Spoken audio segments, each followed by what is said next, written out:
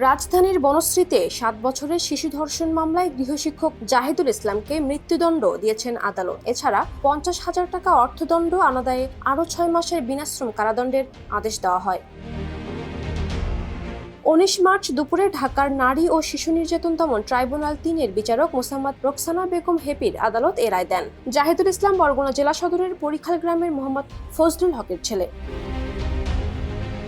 মামলার এজাহার সূত্রে জানা যায় 2021 সালের 21 মার্চ সন্ধ্যায় শিশুটিকে বাসায় পড়াতে যান জাহিদুল। এ সময় শিশুটির বাবা মা বাসার বাইরে ছিলেন। পরে বাবা মা বাসায় আসার পর শিশুটি কাঁদতে থাকে। এ সময় শিশুটি তার বাবা মাকে জানায় তার শিক্ষক তাকে ধর্ষণ করেছে।